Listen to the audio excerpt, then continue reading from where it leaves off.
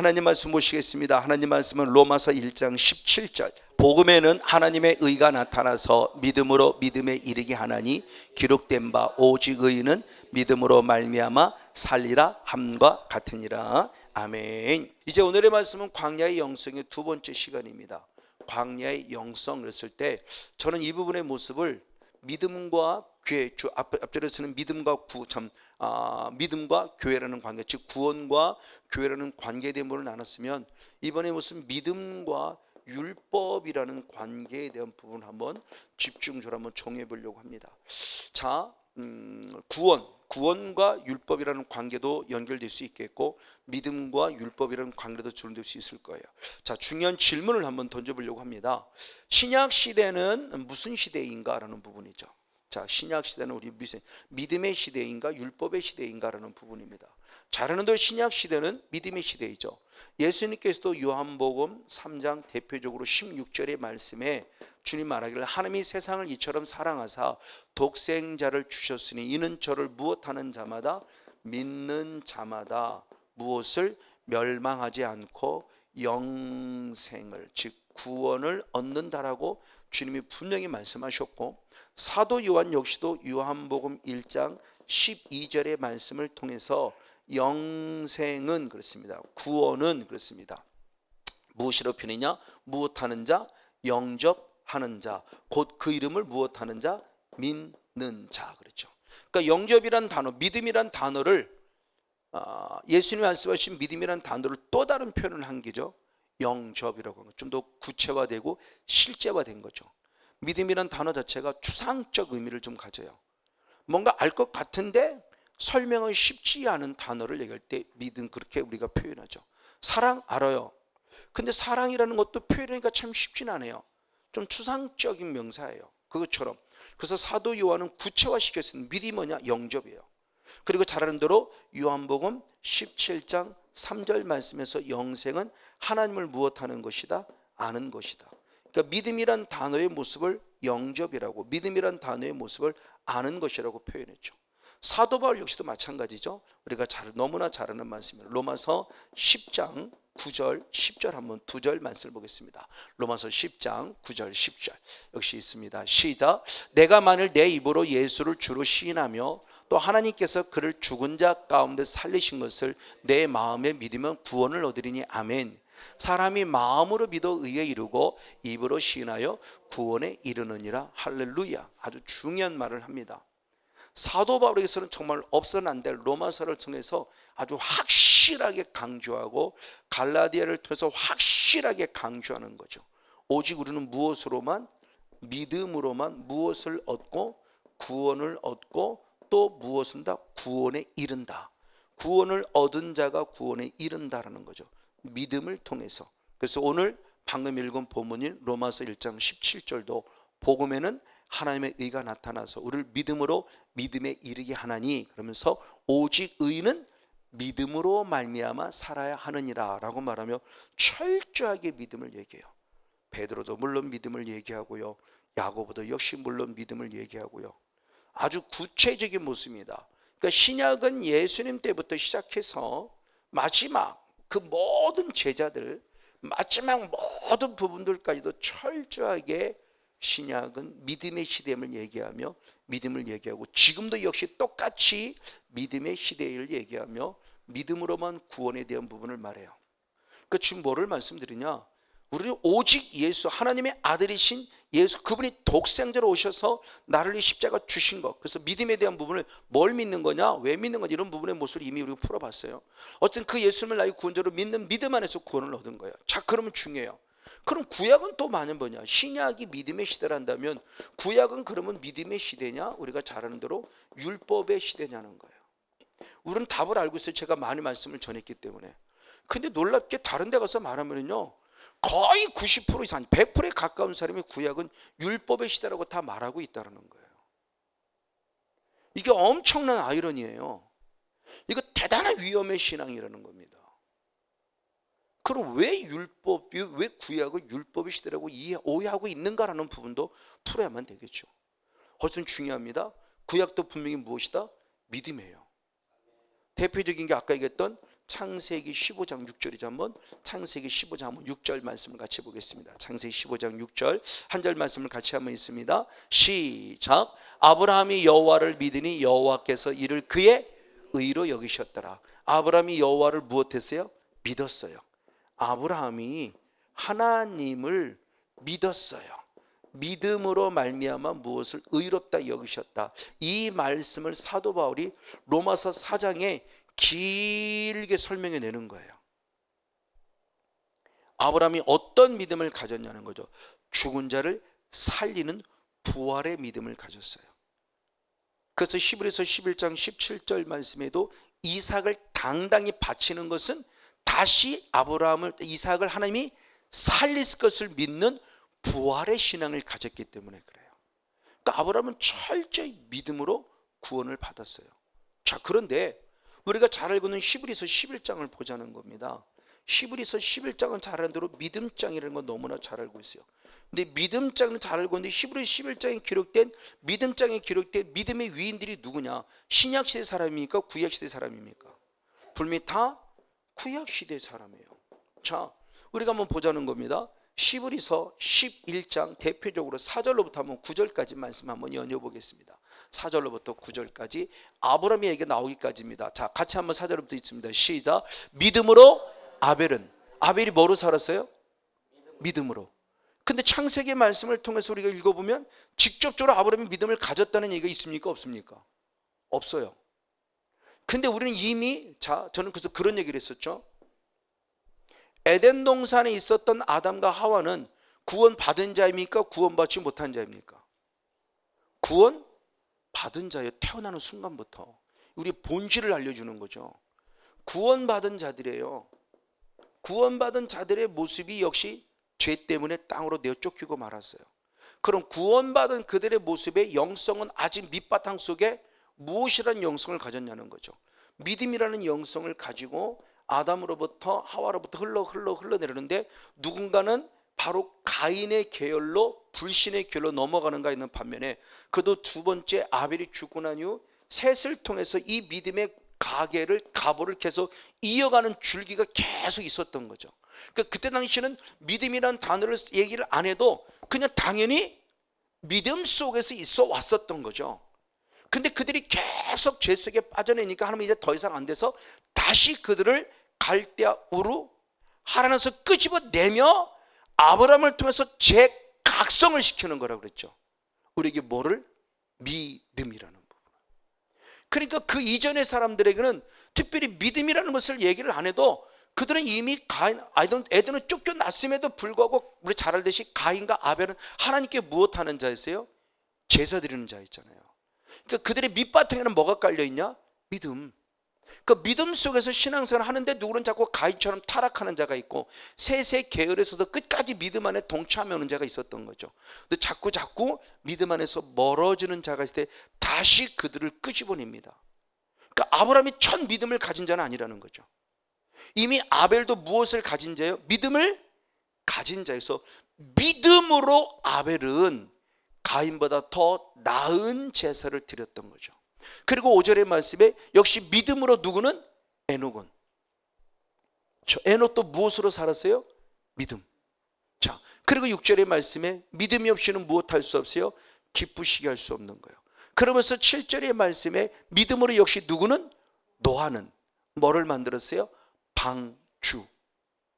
철저히 하나님을 믿는 자예요. 근데 그때 당시는 믿음이라는 단어를 사용해도 당연히 믿는 거예요. 쉽게 말하면 우리 유경목 집사님의 아이들이 있어요.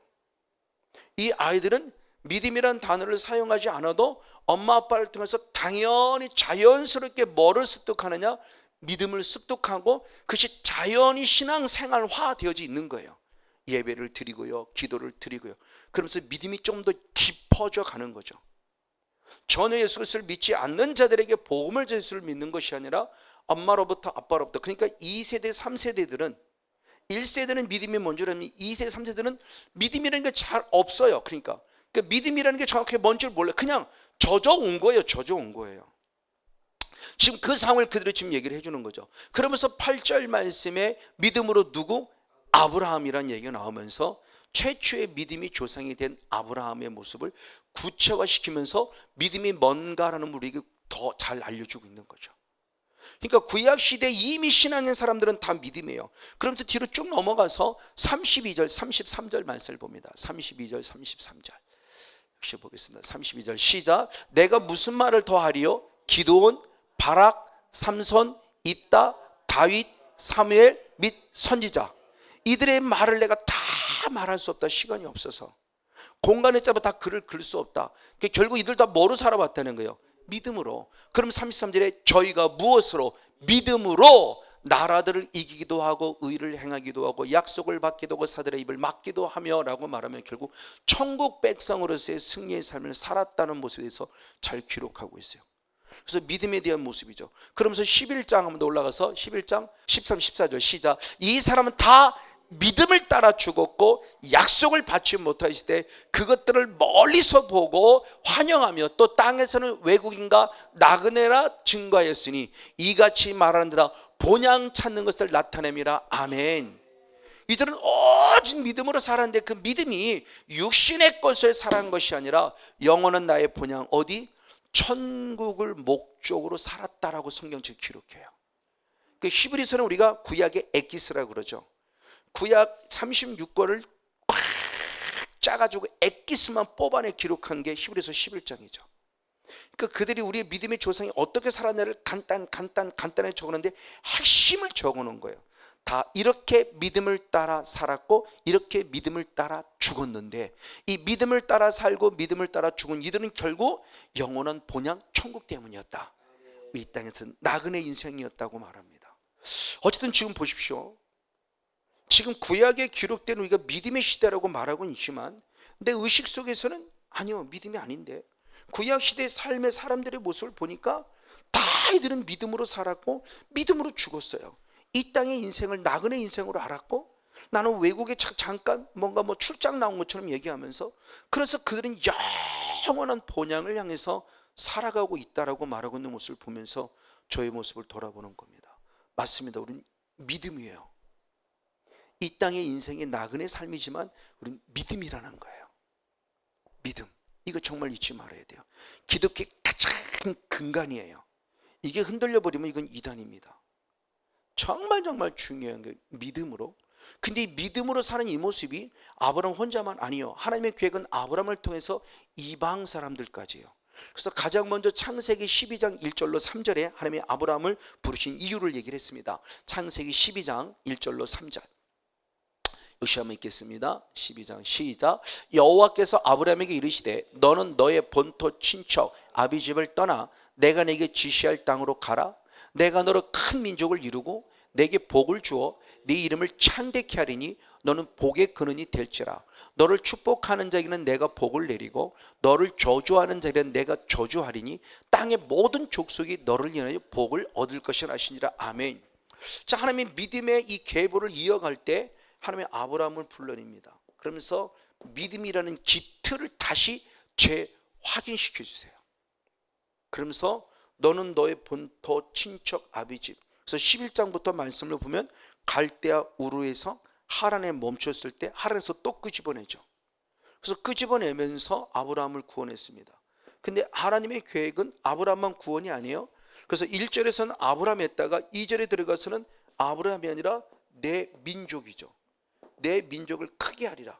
당연히 이스라엘 민족이죠. 그럼 2절에서는 민족인데 민족만 끝내 아니요. 3절에서는 중요한 얘기를 했어요. 땅의 모든 족속 그럽니다. 그러니까 꼭 이스라엘 백성만이 아니라 하나님은 이 땅의 모든 족속, 이스라엘 백성들 입장으로 보면 이방인들까지도 주님은 아브라함 한 사람 때문에 무엇하길 원한다? 구원하길 원한다는 거룩한 비전을 제시하죠. 그러니까 저와 여러분 혹시 1세대를 안 한다면 왜 나를 구원했지? 우리 집에서 나를 통해서 가문을 구원하기 위함이죠. 가문을 통해서 이 나라 이민족을 구원하고 이 나라 이민족을 통해서 열방을 구원하려고 하는 주님의 뜻이 있다는 겁니다. 주님의 거룩한 비전이. 그걸 사도 바울은 갈라디아서 3장 8절의 말씀을 보겠습니다. 하나님이 아브라함을 구원하신 목적을 조금 더 사도 바울이 구체로 기록했습니다. 시작. 또 하나님이 이방을 믿음으로 말미암아 아멘 의로 정하실 것을 성경이 미리 알고 아멘 먼저 아브라함에게 복음을 전하시되 모든 이방이 너를 위하여 복을 받으라 하셨느니라 아멘. 하나님의 계획은 이방 민족들까지도 무엇으로 말미암아 믿음으로 말미암아 무엇할 것을 구원할 것을 미리 아셨고 성경대로 미리 아셨고 그래서 성경대로 아브라함에게 먼저 뭐를 전했다? 복음. 그렇죠? 내 본토 친척 아비 집을 떠나 그리고 내가 너에게 명할 그 땅 들어가는 이 복음을 전하고 이 복음을 통해서 아브라함을 구원한 민족을 통해서 이 땅의 모든 족속 우리들 지금 대한민국까지 그러니까 아브라함이 없었으면 대한민국에 복음이 들어올 수 없었던 거죠. 아브라함 때문에 대한민국에 복음이 들어와 우리가 지금 예수를 믿고 있으니 얼마나 감사한 거예요. 그래서 로마서 4장 16절의 말씀에 아브라함을 모든 민족의 조상이라고 축복을 하는 거죠. 바로 이 구원의 계획이 지금 잘 진행되면서 구약 역시도 우리 잘 보십시오. 다시 한 번 더 분명히 믿음으로 구원을 얻었다는 거예요. 자, 그런데 그러면 왜 우리의 의식 속에 구약은 율법의 시대라는 의식을 갖고 있냐는 거예요. 이게 잘못된 신학이라고 하는 부분이죠. 왜 신학에서는 그렇게 가르치니까. 왜? 그럼 앞에 부분을 제가 말한 앞에 부분을 안 가르쳤을까? 안 가르치진 않았을 거예요. 근데 저는 기억이 없어요. 구약도 믿음으로 살았다는 기억을 가르치는 아마 가르쳤었는데 기억이 없는 것 같아요. 안 가르치진 않았을 거예요. 이 말을 달리 말하면 가르치긴 가르쳤어도 핵심적이고 구체적이고 실제적이고 강조하며 가르치지 않은 거죠. 그러니까 우리 의식의 믿음은 싹 사라져버리고 구약 그러면 율법만 남아있는 거예요. 지금 저는 그렇게 봐요. 왜? 그분도 목사님들인데 믿음을 얘기 안 했겠습니까? 강조하지 않았다는 거죠. 구약도 분명히 믿음이에요. 재차 강조합니다. 분명히 믿음으로 구원 얻었어요. 안 그러면 히브리 11장은 거짓말장이 돼야 돼요. 이거 다 찢어 없어져야 돼요. 히브리서 11장을 기록할 이유가 없어요. 우리에게 뭐를 상기시켜 주는 걸까요? 히브리서 11장을 왜 기록했을까요? 그러니까 정말 의식을 잘해야 된다는 얘기입니다. 그럼 중요한 부분이 왜 율법 시대가 왜 구약이 율법의 시대라고 그러는 기억할 수밖에 없냐는 거예요. 저는 제 나름대로 하며 주신 은혜 가운데 한번 깨달아 봅니다. 그 부분의 모습이 왜 그러면 구약 시대가 율법의 시대가 될 수밖에 없었는가라는 부분이에요. 자, 우리는 분명히 믿음으로 구원을 얻었어요. 믿음으로 구원을 얻었어요. 구원을 얻었는데 우리가 지금 뭐를 범하느냐? 죄를 범하고 있거든요.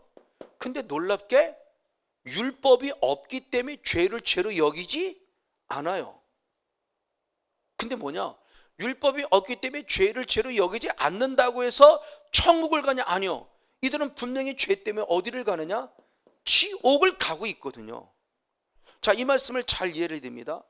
저는 이 부분의 모습을 통해 보면서 아담과 하와를 통해서 보는 거예요. 자, 하나님은 아담과 하와를 에덴 동산에 구원했어요. 창조 이전의 영의 세계부터 구원의 계획을 갖고 아담과 하와를 분명히 구원했어요.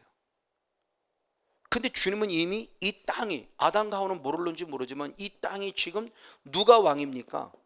사단의 왕을 하나님은 알고 있지요. 왜? 영에서 이미 쫓아냈으니까. 그렇기 때문에 생육하고 번성하고 충만하고 정복하고 다스리고 지키라고 하는 주님이 명령을 주신 거죠. 명령을 주셨는데 하나님이 아주 중요한 한 명령을 주신 게 뭐냐라는 겁니다. 주님이 하는 어떤 언약을 주셨어요. 이들에게 생육하고 번성하고 충만하고 정복하고 다스리는 그런 거룩한 명령주도 중요한데 반면에 하나님은 이미 이 존재가 있음을 알고 있기 때문에 바로 뭐라고 표현했냐 한번 17절 말씀을 보겠습니다. 창세기 2장 17절. 창세기 2장 17절 한 절 말씀을 한번 우리 한 목소리 한번 같이 한번 보도록 하겠습니다. 시작. 선악을 알게 하는 나무의 실과는 먹지 말라. 내가 먹는 날은 정령 죽으리라. 경고의 말씀을 주셨어요. 자, 복음이라는 내용을 잘 들어야 됩니다. 복음이라는 내용은 흔히 얘기할 때 좋은 소식이에요. 좋은 소식이다 보니까 우리가 뭐 듣고 싶은 뭐 잘된 이런 것만 기록되어 있다고 생각하는데 아니요. 복음은요. 천국도 말하지만 반대로 뭐도 말하냐? 지옥도 말하는 게 복음이에요. 그러니까 지옥이 없으면 천국의 의미가 없어요. 에덴 동산 자체가 이미 천국이기 때문에 천국이는, 근데 그때까지 선악을 알지 못할 때는 지옥의 개념을 모르니까 지옥 자체를 생각할 필요가 없었어요. 그렇죠? 내가 죽어서 영원한 천국 가 있을 때는 지옥을 생각할 이유가 없잖아요. 그럼 이 땅에서는 주님이 죄를 범하는 순간부터, 에덴 동산 쫓겨나는 순간부터는 천국이라는 어떤 파라다이스만 있는 것이 아니라 반면에 지옥이라는 게 분명히 있다는 걸 얘기를 하는 거예요. 근데 죄를 죄로 알지 못할 때는 내가 죄인 줄 몰랐음에도 불구하고 하나님의 이미 만드는 법은 정령 죽으리라는 법을 만들어 놨기 때문에 계속 죄를 범하면 나는 지옥에 갈 수밖에 없는 게 하나님의 법칙이에요. 하나님은 얼마나 마음이 아프냐고요. 다 천국 보내려고 하나님의 영적 권위도 주고 영적 권세도 주면서 정복의 권세도 주면서 다스리라 말했고 지키라고 말했는데 기껏 주님이 만들어놨는데 다 지옥 백성이 되고 있으니 얼마나 안타깝냐고요. 이게 오늘 우리들의 모습이라는 거예요. 이럴 때 하나님이 우리를 생명으로 인도하시고 이끄시기 위해서 하나님 우리들에게 주신 선물이라는 겁니다. 뭐가? 율법이. 자, 그 전에 주님은 뭐라고 표현했냐? 로마서 5장 12절 13절 두 절 말씀을 봅니다. 로마서 5장 12절 13절. 자, 로마서 5장 12절 13절 너무나 잘하는 말씀이죠. 함께 한번 읽겠습니다. 시작. 이러므로 한 사람으로 말미암아 죄가 세상에 들어오고 죄로 말미암아 사망이 왔나니 이와 같이 모든 사람이 죄를 지었으므로 사망이 모든 사람에게 이르렀느니라. 죄가 율법 있기 전에는 세상에 있었으나 율법이 없을 때는 죄를 죄로 여기지 않았어요. 자, 한 사람이 나옵니다. 첫째 아담. 또 한 사람이 나옵니다. 둘째 아담. 이 한 사람 첫째 아담 때문에 무엇이 들어왔고 죄가 들어왔고 결국 우리에게 무엇이 왔다? 사망. 근데 한 사람 아담 때문에 죄 문제가 해결이 되어진 거죠. 해결돼서 사망이 아니라 생명이 우리 안에 왔음에 대한 부분의 모습을 얘기를 해주는 거예요. 근데 이 한 사람의 모습이 이제는 모든 사람에까지 흘러버린 거예요. 모든 사람, 우리입니다. 모든 사람이 똑같이 뭐를 범함에? 죄를 범함에 뭐라 그랬냐? 우리는 똑같이 무엇의 거예요? 사망의 거예요. 근데 성경은 13절에 그럽니다. 죄를 지킨 지었으나 무엇이 없었다? 율법이 없었다. 그래서 죄를 죄로 여기지 않았다. 근데도 무엇한다? 죽는다. 14절까지 말씀이 있습니다. 14절 말씀 역시입니다. 시작. 그러나 아담으로부터 모세까지 아담의 범죄와 같은 죄를 짓지 아니한 자들 위에도 사망이 왕노릇하더라는 거죠. 아담과 같은 죄를 짓지 않았어요. 자, 끊임없이 죄를 지어왔는데 죄를 죄로 여기지 아니했어요. 근데 내 삶은 아담과 같을 정도로 하나님 앞에 직접적으로 다이렉트로 그럴 정도로 죄를 범하지 않았음에도 불구하고 나는 똑같이 아직도 사망이라는 모습이 있는 거예요. 그러니까 주님은 너무 아깝다. 이거 쉽게 그러면 그거죠. 여러분들이 자녀가 있는데 얘가 다른 데는 다른 말은 듣는데 유난히 횡단보도만 건너면 무시, 차를 오든 마든 무시하고 신호등 무시하고 건너간다. 얘는 아직 죄가 뭔지 몰라요. 나이가 어려요. 근데 이미 엄마한테는 이건 큰 실수고 잘못한 거고 안타까운 거. 까딱 잘못하면 죽어요. 그럼 어떻게 돼요? 살리려면 가르쳐야 되는 거죠. 횡단보도 건너가려면 빨간불일 때는 건너가면 안 돼. 가르치는 거예요. 가르침에도 불구하고 그냥 가다 땅 부딪혀 죽었다? 거기서 끝이죠. 이 엄마의 한계죠. 근데 하나님은 아니에요. 우리를 살리려고 만들어놨는데 하나님 나라 이루려고 만들어놨는데 성령님부터 죽음의 길을 가니까 안 되겠다. 아, 죄가 무엇인지 알려줘야 되겠구나. 죄가 무엇인지 알려줘야 되겠구나 라고 알려줍니다. 근데 그 알려주는 것이 바로 율법인데 그 율법은 그러면 언제 나왔느냐? 갈라디아 먼저 한번 3장 17절 같이 한번 읽습니다. 시작. 내가 이것을 말하노니 하나님이 미리 정하신 언약을 430년 후에 생긴 율법이 없이 하지 못하며 그 약속을 헛되게 하지 못하리라. 아멘. 구원의 약속을 이루어놨는데 구원의 약속이 깨질 수는 없어요. 근데 그 구원의 약속이 깨지는 게 우리가 잘못된다면 율법의 모습 때문인 것처럼, 그 율법이 언제 생겼냐? 430년 후에 생겼다고 그런 거예요. 그 430년 후에 생겼다는 그 갭에 대한 모습이 창세기 15장 3절에 13절, 창세기 15장 13절 위의 말씀에 4대 400년만 후에라고 나오죠. 그 13절 위의 말씀을 잘 하듯이 이스라엘 백성이 애굽에서 있었던 430년의 세월을 말하죠.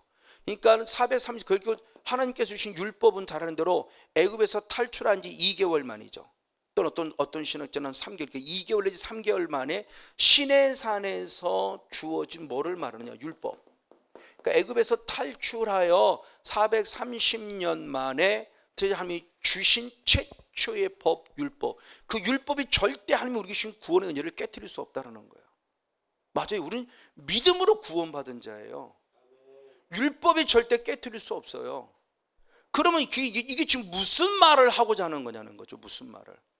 그러면서 우리에게 율법을 선물로 주셨는데 그 율법을 선물로 주신 이유를 그는 이렇게 말하고 있는 겁니다. 자, 우리 한번 나같이 430년의 모습이 결국 뭐냐? 우리가 지금 타락했을 때의 모습을 예표하는 모습이다. 그래서 에베소 2장 3절의 말씀이 본질을 얘기하죠.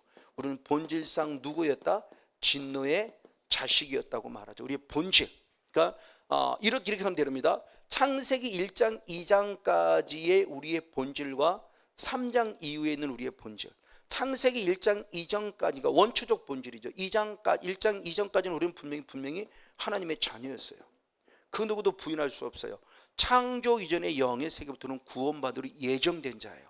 미리 아심에 따라 우리는 분명히 구원받은 자인데 누가 등장하면서부터 사단이 등장하여 에덴 동산에서 쫓겨난 이후부터 우리는 본질상 누가 됐느냐? 진노의 자식이 된 거죠. 그러니까 이때를 얘기하는 겁니다. 창세기 1장 2장의 원초적 본질을 말하기 이후, 그 이후부터는 우리는 본질상 진노의 자식. 그래서 요한복음 8장의 말씀에도 마찬가지고, 그리고 요한 8장 34절이나 로마서 6장 17절에 우리는 본래 죄의 종이라고 말한 부분의 모습을 말하는 거예요. 맞아요. 근데 이들에게 뭐를 알려주는 거냐? 죄가 뭔지를 알려줘야 되는 거예요. 죄가. 그래서 로마서 3장 20절에 먼저 그렇게 표현했죠. 로마서 3장 20절 너무나 잘 아는 말씀 같이 한번 읽습니다. 시작. 그러므로 율법의 행위로 그들 앞에 의롭다 하심을 얻을 육체가 없느니 율법으로는, 우리는 믿음으로 이미 구원을 얻은 자예요. 믿음으로. 그러니까 의롭다 여겨진 자예요. 의롭다 여겨진 자인데 그러면 우리들에게 왜 율법을 주셨지? 구원받은 우리들에게 왜 율법을 주셨지라는 거죠. 율법은 시편기 10계명부터 시작해서 구약 전반에 기록된 613가지의 계명인 율법을 주신 이유는 주님의 원리는 아주 깨끗해요. 뭐를 알라? 죄야. 성목사, 그거 죄야. 나 외에는 다른 신이 없어. 그러니까 나 말고 다른 신 섬기지 마. 우상 숭배하는 게 뭐야? 죄야. 안식일을 범하는 게 뭐야? 죄야. 부모님께 효도하자는 게 뭐야? 죄야. 바로 음란한 것이 뭐야? 죄야. 거짓말하는 게 뭐야? 죄야. 라고 알려주는 거예요. 애들은 거짓말이 뭔지를 몰라요. 죄인지 몰라요. 근데 애들이, 우리 딸내미 얘기를 들어보면 어려서 한 말이 조금 트기 시작하면서 뭔가 상상력이 막 커질 때는 의도하지 않은 거짓말을 하는 거죠. 왜? 얘들은 상상력이에요. 상상력. 의도하지 않은 거짓말들이 나와요. 계속 상상력. 근데 그 상상력이 좋은 방향으로 잘 쓰면 되는데 그게 바로 남을 속이는 부분으로 쓰여지면 그건 이제 제재를 가하는 거죠. 선생님들이 얘기합니다. 거기까지는 아니야. 이런 이야기를 하는 거는 네가 이런 부분에서 좋은 것이지만 그건 남에게 피해를 주는 것이고, 남에게 피해를 주는 것은 이건 잘못된 건 죄야. 이건 거짓말이야 라고 알려주는 거예요. 그러니까 애들한테 끊임없이 알려줍니다. 절대 단치지 않아요. 그건 잘못된 거야. 이 생각은 참 좋은 생각이야. 네 생각은 나쁜 생각. 이건 잘못된 거야. 이거는 남에게 아픔을 줄 수 있어. 네가 말 한마디 함으로 얘는 다른 친구 말하지 않는데 네가 말했다고 하면서 이 친구는 아플 수 있어. 이러면서 애들이 이해를 해. 끄떡끄떡. 이건 거짓말이구나. 이건 잘못된 거구나 하고 자꾸 알아가는 것처럼 하나님이 우리들에게 이 성경 66권이라는 성경을 통해서, 그리고 10계명을 통해서 613가지의 계명을 통해서 성목사 그건 죄다. 그 죄야. 그런 거 아니야. 내가 원하지 않아. 라는 걸 끊임없이 알려주는 거예요. 그래서 로마서 7장 7절은 그렇게 일부이지만 이렇게 표현했어요. 역으로 표현했지만 로마서 7장 7절의 말씀을 봅니다. 시작. 그런즉 우리가 무슨 말을 하리요? 율법이 죄냐? 그럴 수 없느니라. 율법으로 말미암지 않고는 내가 죄를 알지 못한다. 그러니까 율법을 통해서 죄를 알게 되는 거예요. 아, 이게 죄구나. 왜? 지금까지 죄를 지었는데 죄를 죄로 알지 못했다면, 음란의 죄를 졌어요. 근데 죄를 죄로 알지 못하니까 합법적이 돼버린 거예요. 이 죄를 모르는 거예요 지금요. 소돔과 고모라서는 음란의 죄에 빠져있지만 죄를 죄로 알지 못. 왜? 누구라도 죄라고 지금 성경에 기록된 성문법이 없어요. 다 구문이에요, 구문. 그러니까 우리가 말로 가르치는, 나 못 들었어 그러면 끝이야. 못 들었으면 끝이야. 근데 이렇게 기록해 놓은 걸, 이걸 보고 아무도 변명치 못하게 합니까? 기록해 놓은 걸 보고 나 몰라요 그런 거 있는 법론 그런다고 죄가 없네. 아니요. 지금 올라가서 내가 아무리 법을 몰라, 판사가 어디 뭐 형법 어디 뭐 있으면 나는 그런 거 좀 몰랐습니다 그런다고 우리 죄가 없나요? 아니요. 이미 기록돼 있어요. 그러니까 꼼짝 못하는 겁니다. 이제는 말로만이 전하는 말이 아니라 정확하게 십계명이라는 기본을 통해서 613가지 계명을 확실하게 기록해 놓은 거예요. 이제 꼼짝 못하도록 죄를 정확하게 알려주는 거예요. 그래서 요한복음의 말씀을 보면 예수님이 한 분이 말하잖아요. 마지막 심판할 때 뭐로 심판한다? 이 말씀이 심판한다고 그러잖아요. 요한복음 3장 16절 말씀에 근거하여 송목사는 나를 믿지 않았기에 지옥. 그러면 지옥이죠 뭐. 요한복음 13장에 이미 기록되어 있잖아요. 마태복음 7장 20절의 말씀에 너는 행위를 통해서 나의 영광을 드러지 않았기에 너는 지옥. 그러면 너는 가야 돼요. 나는 널 도무지 알지 못한다면 가야 돼요. 그런 말씀이 없었다고 해서 내가 하나님의 봐주느냐? 아니요. 오히려 정상 참작이 되려면 아버지 잘못했어요. 정상 참작이나 되지. 개기지 말라는 거예요. 우기지 말라는 거예요. 이미 법이 죄라고 말했는데 왜 죄가 아니라고 그러냐고요. 그거 꼼짝 못하도록 주신 선물이에요. 그 선물이 율법이에요. 그 선물이. 그럼 중요해요. 율법을 주신 게 죄 짓게 하려고 줬냐? 아니요. 죄 짓지 말라고. 죄가 먼저 알려줘서 그거면 죄가 돼서 지옥 가니까 죄 지으면 안 돼라고 하는 것을 알려주려고 쓴 거지, 죄 짓게 만들려고 준 게 아니에요. 정죄하려고 준 게 아니에요.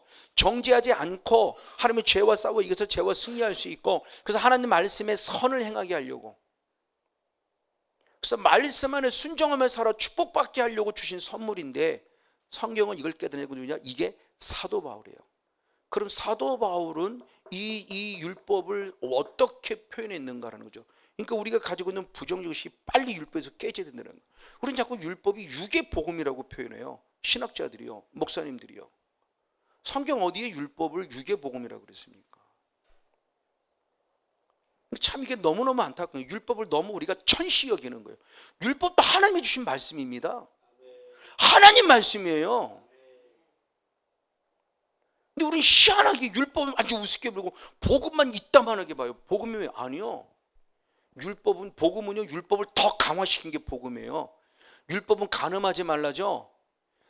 복음은 내가 이미 마음으로 음욕만 품어도 지옥의 음란 죄예요. 복음이 더 강화된 건데, 복음으로 순하고 복음은 순탱이고 복음은 흐물흐물거리는, 아니요, 더 강화시킨 게 복음입니다. 근데 지금 우리가 얼마나 잘못된 개념들을 갖고 신앙생활에서 막 살아가냐고요. 똑같은 거 세상법을 우습게 여기는 것처럼 하나님 법을 우습게 여기는 거 지금요. 그럼 그런 일들을 누가 했냐는 거예요. 누가. 영이라는 세계 들어보니까 누가 했다? 결국 사단이요. 그걸 이제 지금 말하는 거예요 지금요. 자, 이분 속에 들어가는 모습을 보면서 결국 우리 존재가 누군가를 받는데, 이걸 건드린 자가 누구냐? 사단입니다. 사단이라는 존재가 기회를 만들었다고 그래요. 그걸 설명한 것이 무엇이냐? 로마서 7장 13절 한 절 말씀 읽혀보겠습니다. 로마서 7장 13절 같이 있습니다. 시작. 그런즉 선한 것이 내게 사망이 되느냐? 그럴 수 없느니라. 오직 죄가 죄로 드러나기 위해 선한 그것으로 말미암아 나를 죽게 만들었으니 이는 계명으로 말미암아 죄로 심히 죄되게 함이라. 저 사는 건 뭐냐? 율법을 얘기하는 거예요. 율법이 네게 사망이 되냐? 아니다. 율법은 내게 사망을 주는 게 아니에요. 그러면 어떻게 율법이 사망이 되고 말하냐 할 때, 죄가 죄 되겠다는 때 앞에 죄는 단순히 우리가 범하는 행위적인 죄가 아니라 죄 짓게 만드는 주체 요인 누구를 말하냐?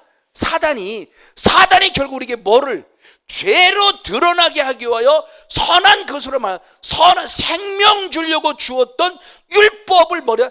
죄되게 만들어서 나를 죽게 만드는 걸 얘기하는 거예요. 그겁니다. 그거 율법을 계명이라고 다시 표현했어요. 다른 단어로 계명으로 말미암아 죄로 힘이 무엇 되겠어요? 죄 되겠어요. 누가? 사단이. 그러니까 잘 아세요. 사단이 말씀을 안다 모른다? 안다. 알기 때문에 저짓을 하는 거죠. 그래서 7절의 말씀이 뭐예요? 탐욕을 품지 말라는 말씀이 욕심 부리지 말라. 욕심 부리지 말라는 말씀이 있어서 욕심 부리지 않아야 되는데 사탄은 그 말씀을 해서 오히려 뭐를 부리게 한 거다? 욕심을 부리게 했다라는 거예요. 그러니까 오늘날 흔히 말하는 머리 똑똑한 사람이 법망을 무엇한다고 그래요? 피해가는 것처럼 사단이 교활하게 역사의 소리를 율법 안에 딱 묶이게 만들어 율법주의자로 만들어 율법을 통해서 죽여 율법을 부정적 의식을 가지게 만들었다는 거예요. 율법을 유괴 복음으로 타락시켰어요. 만약 율법이 유괴 복음이었다면 우리 구약 읽을 필요 없어요. 십계명을 우리는 뭐하러 갈 거예요? 다 제거해 버리죠. 구약을 뭐하러 읽어요? 구약 필요 없어요. 그럴 것 같으면 신약만 갖고도 살아야 돼요. 그러니까 율법으로 잘못 의식을 갖고 있는 거죠. 근데도 구약을 계속 읽잖아요. 또 구약에서 축복 얘기할 때는 신명기 28장 기가 막히게 인용하면서 그나마 1절부터 14절밖에 안 되는 그 말씀 갖고 축복의 말씀은 엄청나게 선포하고 왜 15절부터 68절까지 말씀에 저주는 하나도 안 가르치냐고요. 왜 그건 다 건너뛰어요. 그러니까 저부터 시작해서 지금 우리가 신학자들이 특별히 이렇게 신학교에서 가르치는 이런 부분들 참 우리가 정말 통탄할 노릇이에요. 이거예요. 우선은 제가 신학을 공부를 안 해보고 신학을 접해보지 못했기 때문에 지금 신학의 흐름이 어떻게 흐르고 있는지는 모르지만 한국의 교회가 그래도 이제는 교단을 초월해서 다시 말씀이라는 큰 포로 들어와서 행함 있는 믿음이라는 모습을 들어와서 어떤 그런 모습 조금 더 우리가 믿음을 지키는 영성으로 많이 바뀐 걸 느껴요. 한역사회들 장로교 목사님 대화를 나눠보면 그런 부분들이 이제는 많이 그래서 교리를 초월해서 말씀으로 돌아가자는 신앙을 갖는 분들이 의외로 많다는 걸 많이 느껴요. 어떤 보십시오. 지금 이 말씀을 하고자 하는 사도 바울의 의도가 무엇인가를 보자는 겁니다. 자, 맞습니다. 그래서 다시 한 번 더 이렇게 율법을 통해서 죄를 깨닫게 하시는 누구냐? 결국 성령님이에요. 그래서 대표적으로 디모데후서 3장 16절 말씀을 보겠습니다. 디모데후서 3장 16절. 자, 같이 한번 읽겠습니다. 시작. 모든 성경은 하나님의 감동으로 된 것으로 교훈과 책망과 바르게 함과 의로 교육에 유익하다. 아멘. 모든 무엇이 성경. 자, 우리는 지금 안다고 그랬어요. 이 말씀도 우리 입장에서는 지금 우리의 입장에서는 이 모든 성경은 신약이 포함된 구약이에요. 당연한 거예요. 근데 이때 당시에 사도 바울이 디모데후서를 편지로 썼을 때 이때 당시에 사도 바울의 모든 성경은 이게 없어요. 아직 신약이 공식화되지 않았을 때예요. 그럼 이들이 있는 성경은 무슨 성경이라는 거예요? 구약 성경을 읽는 거예요. 지금요. 예수님 때도 구약 성경 읽고 구약 성경을 인용했고 구약 성경을 가르쳤고 구약 성경을 이루어내신 거예요. 우리야 지금 신약을 알죠. 우리야. 이때 당시 읽었던 성경은 신약이라는 게 없어요. 사도 바울 때 이때는 그나마 편지로 돌아갈 때 편지로 이렇게 구약으로 신약으로 성경화돼서 우리가 이렇게 구약 구체로 이렇게 된 이 성경이 아니에요. 편지예요. 편지. 지금 디모데에게 목회 편지를 쓴 게 나중에 성경으로 공식화 정경화된 거죠. 그때는 이게 정경화된 게 아니에요. 그러니까 저기서 말씀하는 모든 신약은 우리가 생각하는 신약이 아닌 거예요. 구약이에요. 이걸 지금 우리가 쉽게 얘기하면 구약 성경은 무엇으로 된 것이다? 하나님의 감동, 성령께서 역사한 거죠. 하나님의 감동으로 된 것으로 교훈과 그리고 무엇함과 책망함과 무엇함과 바르게 함과 의로 교육하기에 유익된 말씀이에요. 뭐가? 구약 성경이. 이 말을 달리 말하면 율법이, 이 말을 똘로 말하면 계명이, 율법이 계명이 우리를 교훈하고 무엇한다? 책망하세요. 그럼 이 책망하시는 분이 누구냐? 성령님이라는 거예요. 왜? 이 말씀 자체가 무엇으로서 하나님의 감동. 말씀 자체가 영인데 영이신 것이 성령의 감동으로 기록되었기 때문에 내가 성령의 감동을 받는다면 말씀을 때 당연히 교훈도 받지만 당연히 뭐도 받아야 돼요? 책망. 그러니까 죄를 깨달아야 된다는 겁니다. 이를 누가 하신다? 성령님이. 그래서 요한복음 16장 7절 8절은 그렇게 표현하는 겁니다. 요한복음 16장 7절 8절 두 절 말씀을 같이 한번 읽겠습니다. 요한복음 16장 7절 8절 말씀 시작. 그러하나 내가 너에게 실상을 말하는 내가 떠나가는 것이 너에게 유익이라. 아멘. 내가 떠나가지 아니하면 보혜사가 너희로 오지 않으실 것인데 내가 떠나가면 내가 그를 보혜사를 너에게 보내리라. 성령님입니다. 그럼 그는 보혜사 성령님이 오셔서 뭐를 하냐? 죄에 대해서, 의에 대해서, 심판에 대해서 잘못 아는 것에 대하여 세상을 못한다? 책망하신다. 아멘. 누가? 성령님이. 그러니까 진짜 인격적인 성령을 만나면 가장 먼저 우리의 무엇을 책망하신다? 죄. 그래서 정말 인격적 성령을 만나면 잘했다는 소리 못해요. 또 무릎 꿇어야 정상이에요. 아버지 또 잘못했네요. 잘하려고 한다고 했지만 또 실수했네요. 이게 나와의 정상이라는 거예요. 이게 이런 분이 인격적인 성령을 만났다는 거예요. 끝까지 자기 잘못했다고 말한다면 성령이 하는 거 아니라는 거죠. 그럼 성령은 오셔서 나는 네가 잘난 걸 내가 자꾸 드러낼게 이래야지. 그렇게 말씀이 기록돼야죠. 어찌 성령 오셔서 우리 온 걸 자꾸 잘않게 한다고 그랬나요? 근데 왜 나만 옳다고 그러냐고요. 끝까지 자기는 옳아요. 성 목사 끝까지 옳아요? 저는 100% 잘못된 거예요. 억울한 것 같지만 예수님처럼 억울한 분이 없잖아요. 근데 예수님은 순한 양같이 아무 소리도 안 하고 그냥 잠잠히 죽었어요. 한 번이도 항변하지 않아서 억울해라고 말하지 않았어요. 지금 주님께서 우리들에게 성령님으로 오셔서 하셔서 말씀을 주신 이유를 가르쳐 주는 거예요. 율법을 주신 이유를 가리키는 거. 왜 율법을 쳤냐? 너 복배가 살라고? 순종에 복 받아라 이거 하라고? 아니요. 성목사 그거 죄야. 성목사 그거 죄야. 그것 좀 알아. 그거 알게 하시려고 율법을 주셨고 성령이 일하신다는 걸 지금 말씀하고 있다는 거예요. 바로 사도 바울의 모습이 그 후배 그런다. 맞습니다. 그렇기 때문에 바로 죄를 깨달았고 율법의 다음 기능이 그럼 뭐냐? 죄를 깨달으면 죄인은 이거로만 아니요. 우리가 잘하는 대로 가론유다도 죄를 깨달았습니까? 못 깨달았습니까? 죄는 깨달았죠.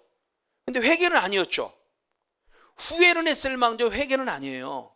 근데 율법이 이 기능을 한다는 겁니다. 지금 율법이 결국 무엇을 하느냐? 죄를 깨닫게. 내가 죄인이네.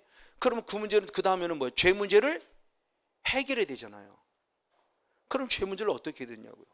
자, 그나마 우리가 지금 코로나 바이러스가 걸렸다. 그럼 우리는 어디 치대가면 돼요? 병원 찾아가 되잖아요. 이걸 해결하려면. 그것처럼 죄 문제 해결하려면 죄 문제 해결할 누군가를 찾아가야 되는데 그 율법이 아는 거예요. 그 율법의 기능은 죄만 알려준 것이 아니라 죄 문제 해결하는 답을 알아요. 그래서 갈라디아 3장 24절에 율법이 어떻게 하느냐까지 알려줍니다. 자, 갈라디아 3장 24절의 말씀을 봅니다. 같이 한번 읽겠습니다. 시작. 이같이 율법이 우리를 그리스도에게로 인도하는 몽학 선생이 되어 우리로 하여금 믿음으로 말미암아 의롭다함을 얻게 하려 하며. 자, 율법은 죄만 알고 죄를 해결하는 방법을 알아요. 그래서 누구를 찾아가? 예수 그리스도를 찾아가 여기까지 인도하는 무엇이다? 몽학 선생. 자, 몽학 선생 그리고 너무 어려워요. 이 말은 우리가 지금 옛날에 사용하는 몽학 선생. 근데 그것이 지금 바뀐 개역 성경, 지금 바뀐 개역 개정 성경은 누구라고 표현되느냐? 그거의 모습을 초등 교사라고 표현했고요. 그리고 세번역 성경은 개인 교사라고 그랬고, 공동 번역은 후견이라고 그랬고, 킹제임스 흠정역은 훈육 선생이라고 그랬고, 현대인 성경은 가정 교사라고 그랬고, 현대어 성경은 안내자라고 그랬어요. 그 뭐냐? 죄를 범한 우리들에게 죄를 깨달았을 때 야 이놈아 하고 야단치는 게 아니에요. 그럼 그 문제를 성목사 얘 어떻게 하죠? 내가 죄인을 깨달았니? 그래 내가 그 문제 해결할 방법을 알려줄게. 그럼 누구한테 가면 되는데요? 라고 나를 이끌어가는 선생이 있었어요. 그게 율법인데 누구로 인도했다? 예수께로. 그럼 예수께로 왜 인도했다? 예수를 무엇함으로? 믿음으로 어떻게? 의롭다함을 얻게 하기 위해서. 그러니까 율법은 단순히 죄만 깨는, 율법은 결국 어디까지 가기를 우리가 원하느냐? 예수를 반드시 만나서 그분을 만난 네가 무엇 되길 원하는 거예요? 의로워지기까지 원한다는 거예요.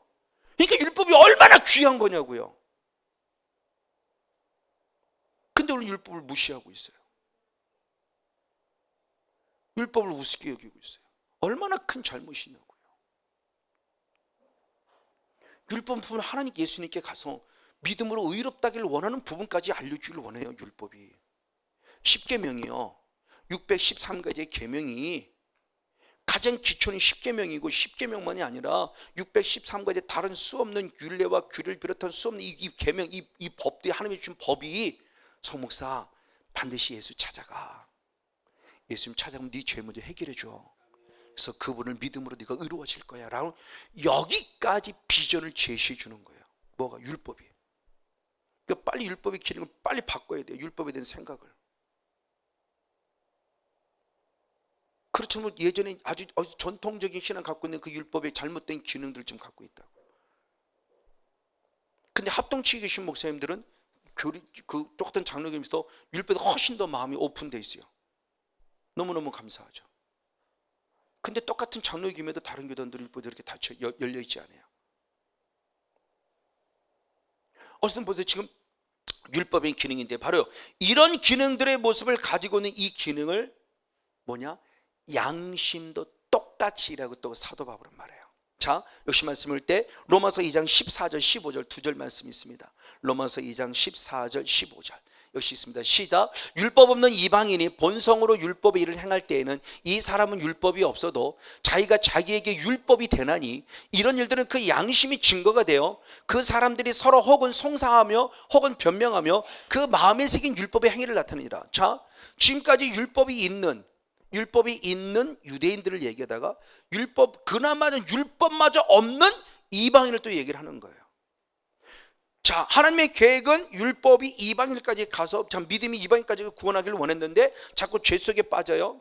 그래서 잃어버린 양이 유대인들 먼저 구원해냈을 때 율법을 다시 재확인시켜주며 율법을 들어 살아가는 방법을 제시해 주는 거고, 그럼 율법이 없는 이방인은 어떻게 할 것이냐 면서 율법이 없는 이방인을 얘기할 때 중요한 얘기가 있어요. 율법이 없는 이방인은 무엇으로?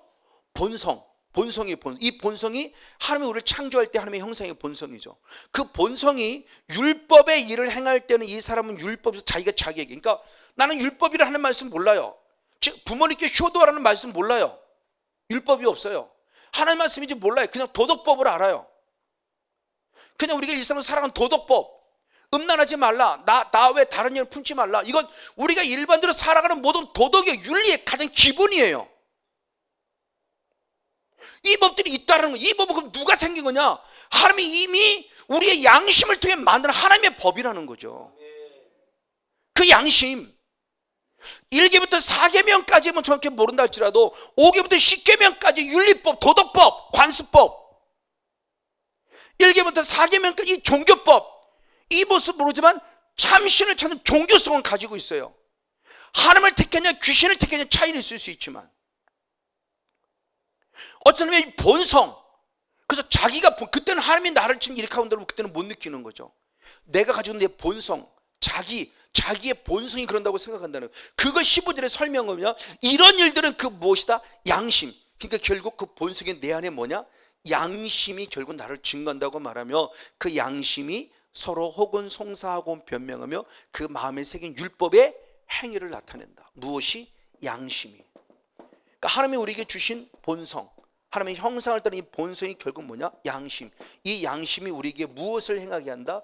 율법의 행위를 행하게 한다는 거죠. 그 양심의 기능이 뭔가를 봅니다. 그때 양심이란 단어가 시네디시스라는 원어예요. 근데 그 시네디스라는 원어의 모습이 결국 어떤 일을 하냐의 모습을 봤을 때 그 양심의 기능의 모습이 너무너무 중요한 모습이라는 게 베드로서 1장 4절, 그 아까 본성을 말할 때 본성에 대한 먼저 부분의 모습이 휘시스라는 원어인데, 피시라는 원어가 어디에 쓰느냐? 베드로서 1장 한번 4절의 말씀을 봅니다. 베드로서 1장 4절 역시 같이 한번 있습니다. 시작. 이로써 그 보배롭고 지극히 큰 약속을 우리에게 주사 이 약속으로 말미암아 너희로 정욕을 인하여 세상에서 썩어질 것을 피해서 신의 성품에 참여하는 자가 되리라. 신의 성품할 때 성품이 퀴시스예요. 아까 앞에 있는 본성, 하나님의 본성. 하나님의 창세기 1장 26절 20절 우리의 형상을 따르면 하나님의 그 본성을 베드로 신약 성경에서는 신의 성품일 때 똑같은 원어로 사용했다는 거예요. 근데 그 본성이 결국 뭐냐? 양심이라고 그랬죠. 그러면서 양심에 대한 모습이 분명히 양심이라는 명사로 되어 있는데 그 양심이 어떤 일을 행하냐를 기록한 거예요. 히브리서 10장 2절하고 22절 말씀. 히브리서 10장 2절과 22절. 네, 시작. 10장 2절 22절. 시작. 그렇지 아니하면 섬기는 자들이 단번에 정결케 되어 다시 죄를 깨닫는 일이 없으리니. 자, 이제 우리가 만드는 제단을 쌓은 것을 설명하면서 하는 얘기일 때, 저는 이렇게 본다. 죄를 깨닫는 일이 없다고 할 때, 죄를 깨닫나 할 때 저 원어가 똑같이 휘네시스예요. 근데 로마서에서는 휘네시스가 양심을 해석이 됐는데 히브리서 말씀에서는 그 휘네시스라는 원어가 죄를 결국 무슨 일을 하는 거다? 깨닫는 일을 하는 것이다. 그럼 죄를 깨닫는 건 아까 얘기할 때 뭐가? 율법이라고 그랬죠. 율법으로 일하는데 그 율법을 지금 누가 일하는 거다? 성령께서. 단순히 율법을 읽었다고 깨닫냐? 아니었습니다. 그렇죠? 음란하지 말라? 나에게는 전혀 적용이 안 돼요.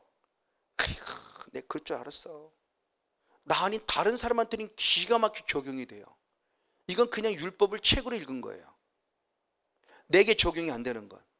근데 내 안에 성령님이 양심으로 말할 때는 그 말씀이 누구에게 적용이 된다? 내게. 왜? 내 죄를 책망하시는 분이니까. 주님은 남의 죄를 책망하시는 분이 아니에요. 내 죄를 책망하시는 분이란 말이에요.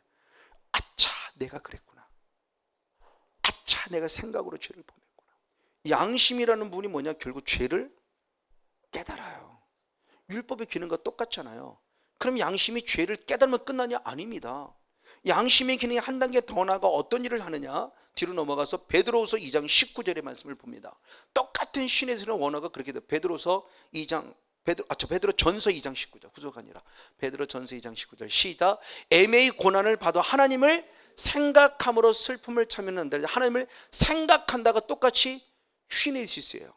그러니까 양심이라는 기능이 뭐를 하냐?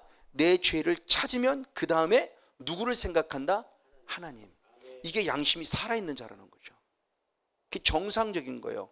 그래서 베드로전서 3장 21절의 말씀에 선한 양심의 기능을 기록했죠. 베드로전서 3장 21절 선한 양심의 기능을 밑으로 쭉 내려서 오직부터 있습니다. 시작. 오직 선한 양심이 하나님을 향하여 무엇하는 것이다? 찾아가는 것이다. 그러니까 진짜 양심이 회복된 사람은 가장 먼저 뭐를 알고? 죄임을 깨닫고 죄 문제 해결에 누구를 찾고 하나님을 생각하며 찾아간다는 거죠. 정말 양심이 살아있다면. 성건영 목사가 정말 양심이 살아있다면 당신 잘못했어요가 아니라 미안합니다. 제가 잘못했군요. 이게 율법이 살아있는 자고 양심이 살아있는, 이게 믿음이 살아있는 자라는 거예요. 그래서 사도 바울이 양심을 대하는 자세가 어떤 자세를 갖냐는 건데, 이 양심이 결국 뭐냐?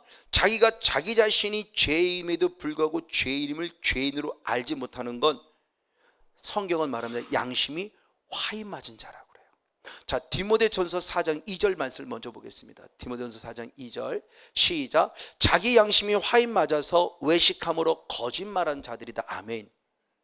양심이 화인 맞은 자가 나타나는 현상이 뭐냐? 거짓말, 그리고 뭐예요? 외식. 이 사람이 무엇한 자예요? 양심이 화인 맞은 자예요. 그럼 바리새인들은 하나님을 믿습니까? 안 믿습니까? 너무나 잘 믿어요. 근데 그들은 무엇하는 자예요? 거짓말하고 외식하는 자들이에요. 그럼 그들은 무엇 맞은 자예요? 양심이 화인 맞은 자예요. 성건영 목사에게 가식과 외식, 거짓말이 판을 친다? 여러분, 혹시라도 여러분이 볼 때는 뻔지르해서 그나마 예수를 잘 믿는 거 신실해 보일는지 모르지만 하나님의 입장에 영의 세계 들어가면 나는 누구예요? 양심이 화인 맞은 사탄의 자식이라는 거죠. 그러니까 저는 수업시켰어요. 육으로는 저는 여러분을 얼마든지 속일 수 있어요. 목사가 성도 얼마든지 속일 수 있다고요. 그러나 중요한 게 누구는 속일 수 없다는 거예요. 하나님. 근데 성경은 왜 양심의 화해만 이유까지 정확하게 얘기했어요. 자, 1절로 넘어가 봅니다. 디모데전서 4장 1절 한 절만 같이 한번 있습니다. 시작. 그러나 성령이 밝히 말씀하실 후일에 어떤 사람이 믿음에서 떠나 미혹케 하는 영과 귀신의 가르침을 쫓으라 하셨으라. 아멘. 그러니까 내가 왜 양심이 화인 맞았는가라는 원인을 얘기하는데 간단합니다. 누구? 미혹의 영. 그리고 사단이죠. 마귀죠. 사단과 마귀에게 미혹을 당해서 나는 이미 무엇을 떠났어요? 믿음을 떠난 자예요. 그러니까 여기서 나오는 열매가 양심이 화인 맞으니까 나로부터 뭐가 나와요? 거짓말과 외식이 나온다는 거예요. 그러니까 믿음의 사람을 가진 우리가 양심을 우습게 여기면 안 돼요. 그래서 사도 바울은 뭐라고 고백하느냐? 사도행전 23장 1절 말씀을 보겠습니다. 사도행전 23장 1절 역시 같이 봅니다. 시작. 바울이 공회를 주목하여 가로되 여러분 형제들아 오늘날까지 내가 범사에 양심을 따라 믿음을 섬겨노라. 양심을 따라 하나님을 섬기되 믿음으로 하나님 섬겼다고 그러나요? 바울은 이미 무엇으로? 믿음으로 구원받은 자예요. 근데 그는 믿음을 따라 하나님을 섬겼다고 말하지 않아요. 무엇을 따라? 양심을 따라. 양심을 따라 섬겼다는 말은 아주 의미심장한 얘기입니다. 양심을 따라 하면 섬겼다는 것은 내 안에 지금 누가 일하고 있다? 성령님이 무엇을 일한다? 가장 먼저 죄를 깨닫게 하시는 일을 자기는 경험했다는 것이고, 그 죄 문제를 해결하려고 누구를 찾아갔다? 예수를 찾아갔다는 것을 고백하는 거예요. 그게 믿음이라는 거예요.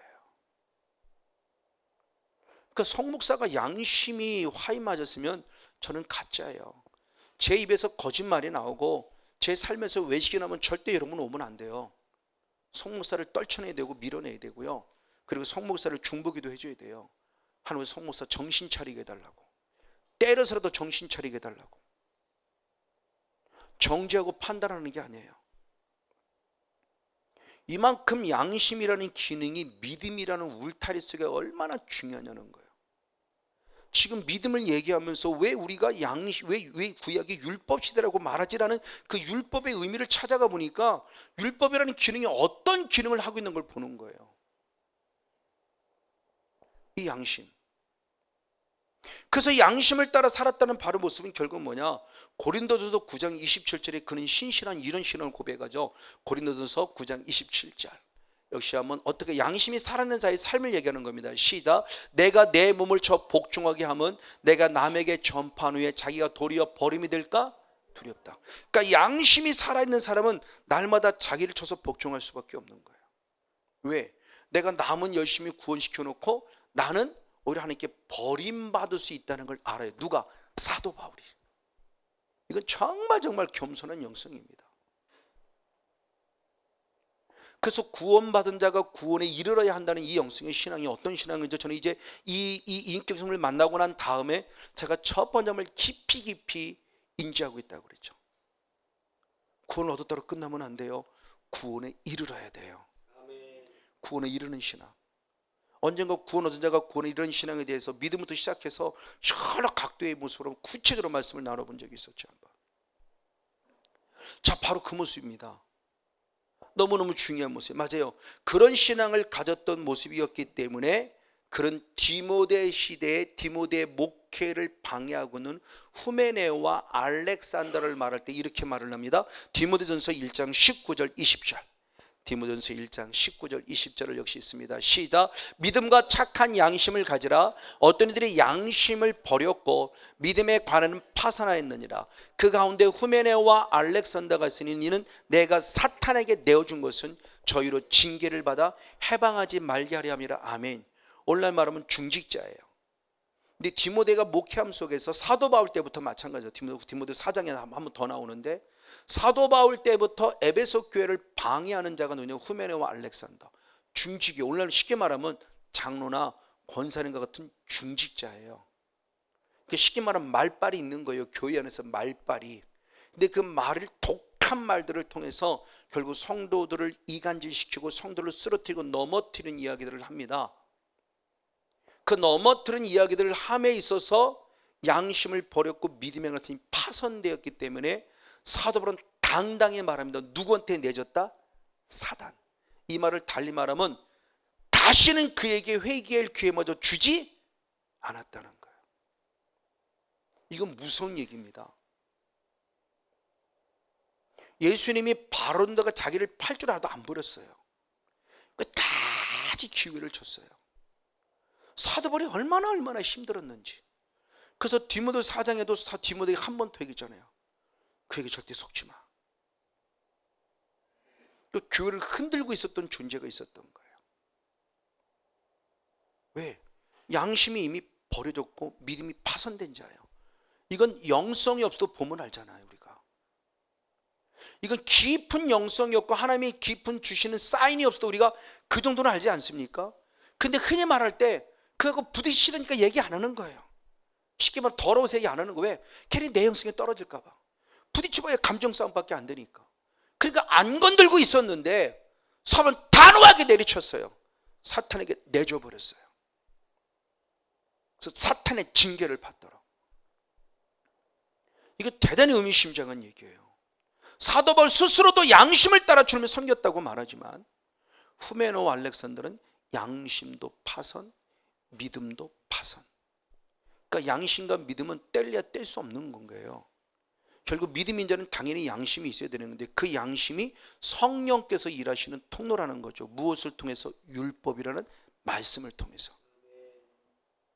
지금 내 안에 성령님이 성건준 목사에게 양심을 통해서 율법으로 그래 이게 죄구나 자꾸 깨닫게 하시는 일을 성령은 하고 있다는 걸 지금 말하고 있는 겁니다. 맞습니다. 그랬을 때 그 율법의 기능을 다시 바울은 극대화시킵니다. 율법이 뭐냐고 얘기하는 겁니다. 로마서 7장 10절 12절 14절. 로마서 7장 10절 12절 14절 같이 한번 읽겠습니다. 시작. 생명에 이르게 할 그 계명이 내게 대하여 도리어 사망에 이르는 것이 되었도다. 이러보건대 율법도 거룩하며 계명도 거룩하며 율법도 의로우며 선하도다. 우리가 율법은 신령한 줄 알거니와 나는 육신에 속하여 죄아래 팔렸다 하며 율법의 기능을 얘기하는 겁니다. 생명에 이르게 할 계명. 12절의 말씀은 율법은 무엇하다? 거룩하다, 의롭다, 선하다. 14절은 율법은 무엇하다? 신령하다. 근데 왜 우리 의식이 율법은 자꾸 나쁜 것, 안 좋은 것, 왜 육신의 것으로 이해하고 있냐고요. 바울은 율법의 기능을 다시 회복해내고 있는 거예요. 아니야, 율법은 우리 생명에 이르게 하는 생명의 계명이야. 하나님 말씀인데 하나님 말씀을 이렇게 죽이려고 주신 거겠습니까? 생명에 이르는 계명이야. 거룩한 거야, 의로운 거야, 선한 거야, 신령한 거야. 똑같은 푸뉴마예요. 율법도 영적인 거라는 거예요. 육적인 게 아니라는 거죠. 근데 중요해요. 그러면 왜 우리는 율법을 자꾸 부정적 의식을 갖게 됐지라는 거죠. 이렇게 훌륭하고 이렇게 아름답고 생명을 주고 거룩하고 의롭고 선하며 우리에게 하나님께 주는 신령한 것으로 귀된 영의 말씀인데 왜 우리에게는 이것이 이렇게 되져 그러냐는 거죠. 왜 부정적 의식을 갖는 율법, 육신의 복음으로 왜 타락시켰냐는 겁니다. 자, 중요해요. 우리는 분명히 믿음으로 구원이에요. 믿음으로 구원. 그런데 어느 순간 믿음으로 구원들에게 죄를 지어서 죄로 말미암아 지옥 사망에 가니까 하나님은 다시 우리를 천국으로 보내야만 하기 때문에 천국을 가기 위해서는 다시 그럼 죄가 먼저 알아야 되겠구나. 죄 문제 때문에 자꾸 죽으니까. 그러면 죄가 먼저 알게 하려고 주신 게 뭐냐? 율법인 거죠. 근데 이제 문제는 뭐냐? 율법을 주면서 이제 죄는 알았다고 처음에는 잘했는데 성경서에 또 똑같은 거예요. 성령세에 처음에 들었을 때 하나님의 음성 들으면 막 그것만 해도 감사하고 감격하고 사랑합니다 그럼 막 눈물 찔찔 짜고 그랬는데 사랑한단 말 당연해. 전혀 감동이 없어요. 왜? 당연한 거야. 그러니까 맨날 듣다 보니까 이게 이제 별 감흥이 없어요. 환상 부르고 처음엔 놀래 자빠졌어요. 뭐 이런 게 다 보여. 그러고 전혀 감동이 없어요. 당연한 거야. 전혀 은혜를 하지 못해요. 그러다 어느 순간 안 보이면 그냥 아쉬워. 안 들리면 아쉬워. 이게 막 다시 찾으려고 애걸복걸을 안 해요. 그거 똑같은 거예요. 처음에 저도 목사가 돼가지고 장례식 가면 그렇게 슬프고 그렇게 안타깝고 눈물도 찔찔하면서 이게 10번 하고 20번 하니까 이제는 뭐 완전 습관화된 거예요. 전혀 슬픔만 없이 그냥 형식적으로 예배 드리는 거 똑같은 거예요. 장례 예배 드리는 거나. 내 안에 전혀 영적인 감흥이 없어요. 그냥 장례 예배 드리는 거예요. 그러니까 나도 전혀 감동이, 거기 참석하는데 감동이 안 되니까 우리 목사 그냥 행위로만 하는 거구만, 마음도 없이 하는, 이렇게 다 느끼잖아요, 성도들도. 그것처럼 율법이라는 게 너무너무 의롭고 아름답고 선하고 귀한데 어느 순간 믿음이 없대, 믿음이 가진 이것이 이제 습관화돼 버리니까 어느 순간 이게 싹 잊어버리고 이것만 남아서 우리가 흔히 말하는 이겁니다. 율법 주의자가 돼버린 거예요. 이게 이제 문제가 되는 게 이거예요. 율법과 율법주의자는 천차만별입니다. 율법은 거룩하고 이렇고 선한 건데 이것이 율법이 결국 타락해서 율법주의자, 이걸 지금 누가 하느냐, 율법자가 타락한 게 아니라 사탄이 기회를 통해서 율법의 모습을 타락시켜서 율법주의자로 만들어버리는 거예요. 율법주의자. 그래서 고린도전서 15장 55절 56절은 그렇게 표현하죠. 고린도전서 15장 55절 56절을 봅니다. 같이 한번 읽습니다. 시작. 사망한 너의 손은 이기는 것이 어딨냐? 사망한 너의 손은 것이 어딨냐? 사망에 쏘는 것은 죄요, 죄의 권능은 율법이라. 저는 처음에 저 말씀이 이해가 안 된 거예요. 왜 사망에 쏘는 것은 죄? 저희까지 이해가 돼. 근데 죄의 권능은 율법이라는 말이 이해가 안 되는 거예요. 율법을 죄짓게 하는 거가 아닌데, 죄를 깨닫게 하는 건데, 얼마나 또한 저 말씀이 저에게 부딪혔는지 몰라요. 이제는 아는 거죠. 왜 죄의 권능을 율법이라고 했는가를 아는 거예요. 왜? 사단이 그렇게 만들었다는 거죠. 원래는 율법은 생명이 이르는 계명이고 거룩하고 의롭고 선하고 신령한 것들에게 죄를 깨달아서 죄를 통해서 예수 그리스도를 찾아가 믿음으로 구원받게 하는 거룩한 생명의 도구, 몽학 선생이었던 걸 타락시켜버린 거예요. 그래서 죄의 권능이 율법이 되게 만들어버린 사단의 세력. 그러니까 사단아 쏘는 건 네게 뭐냐? 너는 죄지 않느냐? 그 죄를 통해서 죄의 권능을 율법을 네가 만들어놨다는 거죠. 그분 속에 사도 바울의 안타까움을 표현하는 거죠. 이제는 저 말씀이 무슨 이해를 하지만 그 전에 이거 열기 전까지는 저 말씀이 이해가 안 된 거예요. 죄의 권능이 율법. 그러니까 부정적 의식을 저도 갖는 거예요. 왜 괜히 율법 만들어서 말이에요. 죄에 빠지게 만들어버리고. 저도 옛날에는 그렇게 생각을 했었으니까요. 왜 율법이 부정적 의식을 가지니까. 뭐하러 율법을 만들어 나가고 말이에요. 괜히. 왜 죄 속에 빠지게, 왜 정죄하게 만들고, 왜 손가락치게 만들고, 왜 죽게 만들어. 전혀 오해하고 있었던 건 사단에게. 율법도 하나님의 거룩한 말씀을 전혀 오해하고 있었다는 거예요. 그런 상황의 모습을 좀 만들어가는 사단의 모습을 지금 보는 겁니다. 맞습니다. 바로 이런 모습들이에요. 근데 이것이 결국 왜 그렇게 된 것밖에 없었는 것을 이사야 선지자가 이미 이야기한 걸 예수님이 친히 마가복음 7장 5절, 6절, 7절, 8절, 9절에 그렇게 표현했습니다. 한번 마가복음 7장 6절, 7절, 8절, 9절을 봅니다. 시작. 가라사대 때 이사야가 너에게 외식하는데 잘 예언했도다. 기록되었을 때 백성이 입술로 나를 존경하되 마음은 내게서 멀도다. 사람의 계명으로 교훈을 삼아 가르치니 나를 헛되이 경멸하려. 저거는 이사야 29장 13절 말씀을 그대로 인용한 거예요. 다시 한번 봅니다. 외식하는 자, 양심이 화인 맞은 자죠. 그럼 양심이 화인 맞은 율법주의자는 어떻게 살았냐? 입술로는 주님을 존경하는데 마음이 멀었어요. 그리고 결국 뭐를 가르친다? 사람의 계명. 자, 중요해져. 사람의 계명이라는 단어에 잘 유의해야 돼요. 하나님의 계명이 아닙니다. 율법주의자가 빠진 그들이 가르치는 계명은 하나님의 계명이 아니에요. 하나님의 계명이라는 말씀만 읽어놓고 하나님의 계명으로 가르치는 것이 아니라 신옥주처럼 사람의 계명으로 가르치는 거예요. 그리고 매이게 만드는 거예요. 자기 딱 네가 날 떠나 살 수 있을 것 같아 저주 퍼붓고. 하나님 떠나면 죽는 거지. 성건영 목사 떠나면 죽습니까? 아니요, 성건영 목사 떠나도 살 수 있어요. 하나님 떠나면 죽는 거지. 그러니까 지금 우리가 얼마나 말씀을 악용하는 거냐고, 사탄에 속아서 하나님의 계명을 사람의 계명으로 만들어 갖고. 그래서 8절 9절이 바로 그겁니다. 너희가 하나님의 계명은 무엇했고 버렸고 무엇을? 사람의 유전을 지키느니라. 또 가르칠 때 너희가 너희 유전을 지키려고 하나님의 계명을 잘도 무엇한다? 버린다. 뭐를 지키려고? 사람의 계명을 지키려고.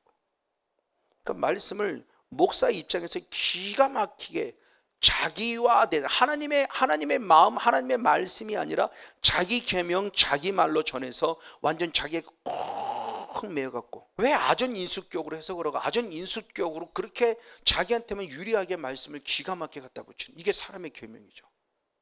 지금 이걸 얘기하는 거죠. 이게 뭐냐? 외식하는 자예요. 외식하는 양심이 화인 맞은 자예요. 양심이 화인 맞은 이미 사탄의 미혹을 받은 자예요. 두려워요. 그래서 참 저도 목사가 되고 이 은혜를 입었기 때문에 더더욱 두려워. 왜? 제 말도 이제는 유튜브에 올라가잖아요. 그 두려운 거예요 이제는요. 누군가 보면 또 저 반대적인 입장이 얘기하겠죠. 정말 이제는 말 한마디 한마디가, 더구나 설교자 입장에서 이제는 유튜브까지 올라가기 때문에 정말 심사숙고해야 되는 것을 알고 더 말씀을 연구할 수밖에 없고 더 말씀에 올인할 수밖에 없는 저의 모습을 또 가지게 되면서도 감사하지만, 사람의 계명, 왜 하나님의 계명이 사람의 계명이 되어졌는가라는 모습이에요. 근데 이 신앙이 바울의 신앙이었다고 그래요. 사울이었을 때. 그래서 그는 자기를 뭐라고 표현하는가? 자, 고린도 그 전에 사도 갈라디아 1장 14절에 그는 이렇게 고백합니다. 갈라디아 1장 14절. 시작. 내가 내 동족 중 여러 영겁자보다 유대교를 지나치게 믿어 내 조상의 유전에 대해 더욱 열심히 했어요. 내 조상의 유전에 대해서. 다른 영겁자 유대교를 지나치게 믿어 하나님의 계명에 열심이 아니라 조상의 유전, 사람의 계명에 열심이었다는 거예요. 본인이 고백하잖아요. 그러니까 사도 바울이 진짜라는 거예요. 진짜니까 내가 잘못했다는 걸 깨닫는 거죠. 하나님의 계명에 열심히 있다고 말하지 않아요. 사람의 계명, 장로의 유전에 열심이었다는 자기 신앙을 고백하는 거예요. 그러면서 그 율법을 통해서 우리들에게 주는 모습이 뭐냐는 겁니다. 사단의 모습이 변질시킨 걸 얘기하는 거죠. 자, 로마서 7장 7절로부터 11절까지 말씀 역시 연이어 있습니다. 로마서 7장 7절로부터 시작. 그런즉 우리가 무슨 말하리? 율법이 죄냐? 그럴 수 없어요. 율법으로 말미암 자로 내가 죄를 알지 못하였으니 그 율법이 탐내지 말라 하지 않을 때면 내가 탐심을 알지 못했어요. 그러나 사탄이 기회를 타서, 즉 탐심을 하지 말라는 계명으로 말면 내 속에 뭐를? 각양 탐심을 이루게 했나니 이는 법이 없으면 죄는 죽은 거예요. 그러니까 옛날에 탐심의 죄를 지었는데 그때는 죄를 죄라고 말하기 때문에 죄가 죽었던 거예요. 죄지만 죄를 죄라고 할 사람이 없었던 거예요. 그때는 지옥 갈 수밖에 없는 거예요. 그래서 율법을 주신 건데, 그래서 9절 말씀에, 자, 9절 말씀에 전에 법을 깨닫지 못할 때는 내가 살았고 계명 이름에 죄는 살아고 나는 죽었다. 근데 생명에 이르갈 계명이 내게 되어 도리어 사망에 이르가는 것이 되었도다. 아멘. 죄가 기회를 타서 계명으로 말미암아 나를 속이고 그것으로 나를 죽였다는 거예요. 그러니까 계명이 왔기 때문에 결국 나를 죽인 거예요. 죄는 드러났어요. 그러니까 드디어 죄를 죄로 드러나게 했어요. 죄가 없을 때는 죄가 드러나지 않았어요. 그러니까 내가 살았던 거예요. 근데 결국은 내 영을 죽인 거, 지옥 보낸 거죠. 근데 율법을 통해서 드디어 죄를 알게 함으로, 죄를 드러내므로 죄는 나타나서 살아서 죄를 죄되게 했고 나는 죄 때문에 죽는 자가 된 거예요. 그러면 계명이라는 모습이 나를 죽이려는 것이 아니냐? 거기서 끝나면 안 된다고 그랬죠. 죄를 깨달았어요 이제는. 그래서 아까 앞으로 돌아가면 다시 나를 죄 문제 해결로 누구를 찾게요? 예수를 찾게는 몽학 선생. 그래서 그분에게 가서 죄 이름을 고백하며 죄를 내려놓음으로 깨끗이 죄 사함 받아 믿음 안에 구원의 길을 열어주신 거죠. 그러니까 율법의 기능이 얼마나 중요한 모습인데, 사탄이 그래서 죄의 율법, 죄의 권능이 율법이라는 것을 사탄이 타락시킨 것에 대한 모습을 지금 사도 바울이 잘 설명하고 있는 거죠. 지금요.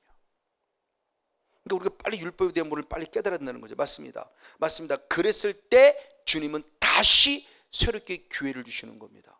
그래서 하박국 2장 4절은 이렇게 표현하죠. 하박국 2장 한번 4절 말씀을 같이입니다. 하박국 2장 시작. 보라, 그의 마음은 교만하며 그의 속에 정직하지 못하니라. 그러나 의인은 무엇으로?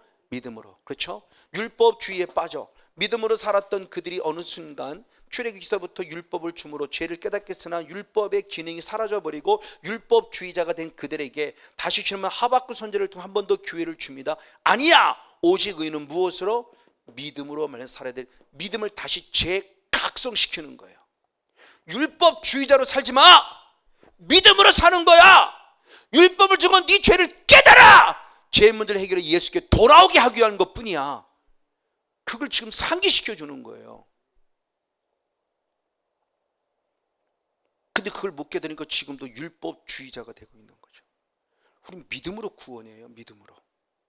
그래서 사도 바울이 아까 읽었던 다시 한번 로마서 1장 17절 이 말씀을 인용해서 로마서 1장 17절을 통해서 로마서의 복음의 핵심을 제시하죠. 로마서 1장 17절 시작. 복음에는 하나님의 의가 나타나서 믿음으로 믿음에 이르게 하나니 기록된 바 오직 의는 믿음으로 말미암아 살리라 함과 같은 아멘. 그 기록된 바가 지금 하박국 2장 4절에 말씀하는 거예요. 그러면서 복음이 뭐냐? 하나님의 의가 나타난다. 그 일은 뭐냐? 믿음으로 믿음이 이르게 한다. 그러므로 그것이 뭐냐? 이미 기록된 하박국 2장 4절의 말씀이다 라고 얘기하는 거예요. 지금요. 다시 믿음을 상기시켜 주는 거죠. 자, 그러면 이렇게 믿음을 상기시킨 예수님의 모습을 보면서 결국 이것은 뭐냐 했을 때 그런 율법이 폐해진 거냐? 아니요. 율법 폐등하지 마세요. 의문법, 의식법, 5가지 제사법의 의식법은 폐해졌지만 10계명을 기록된 이 성문법은 폐해진 게 아니에요. 이걸 빨리 해야 돼요. 그래서 예수는 뭐라고 표현했냐? 마태복음 5장 17절에 그렇게 표현했습니다. 마태복음 5장 17절 같이 있습니다. 시작. 내가 율법이나 선지자나 폐하러 온 줄로 생각지 말라. 폐하러 온 것이 아니라 무엇하라? 완전케. 예수님이 이 땅에 오신 목적을 얘기합니다. 율법 절대 폐하러 온 거 아니에요. 율법을 무엇하게 오셨다? 완전케. 이 완전케라는 원어가 플레르노 원어인데 그 플레르노 원어는 완전, 말 그대로 완전케, 온전케 여러 이런 뜻을 갖고 있어요. 그러니까 흠이 있어서 어떤 틈을 줘서 잘못되게 만든 거 아니라 영어로 말하면 퍼펙트예요. 퍼펙트하게만. 더 율법을 완전하게 오신 분이 예수님이라는, 율법을 폐하러 오신 분이 아니고. 그래서 사도 바울도 말하기를 로마서 3장 바로 21절의 말씀이 그렇게 표현해요. 자, 3장 31절에 그렇게 표현했습니다. 로마서 3장 31절 역시 있습니다. 시작. 그런즉 우리가 믿음으로 말미 율법을 폐하느냐? 그럴 수 없느니라. 도리어 율법을 굳게 세운다고 그랬어요. 근데 우리 말로는 지금 굳게 세운다고 그랬는데 그걸 공동 번역을 보면 그렇게 표현해요. 율법을 존중한다. 공동 번역은. 그리고 현대인 성경 율법을 더욱 떠받들었다. 현대 어성은 하나님께 순종했다는 거예요. 그러니까 율법을 절대 지금 우리도 율법을 계속 또 무엇해? 완전하게 만들고 더 굳건하게 세워야 돼요. 그 세운다는 게 율법을 더 존중한다는 거고요. 율법을 더 떠받든다는 얘기고요. 하나님께 온전히 순종한다는 얘기예요. 그러니까 우리의 기능을 빨리 바꿔야 돼요. 그러니까 우리가 지금 십계명을 지키는 거죠. 율법이 폐해졌으면 십계명 지킬 이유가 하나도 없어요. 우리가 하나님 외에 다른 신 섬겨도 돼요. 십계명. 율법을 말하는 가장 축소시킨 게 십계명이잖아요. 십계명을 예수님이 시킨 2계명이잖아요. 하나님 사랑하라, 이웃 사랑하라. 우리 지금 율법 폐해졌으면 하나님 사랑할 이유 없고 이웃 사랑할 이유 없어요. 왜? 율법이에요. 아니요, 율법을 완성케 하러 오신 분이에요. 그 율법의 완성이 사랑의 율법의 완성이라고 한 거고요.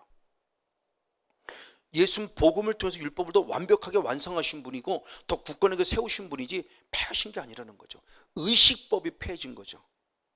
지금 그러니까 우리가 번제 드릴 이유가 없고 속죄 드릴 그 십자가 하나로 다 하나님 하나로 딱 만들어서 십자가 은혜 안에 다 죄 이름을 고백하는 것으로 그 5가지 제사법이 다 함에 포함돼서 살려내는 거죠.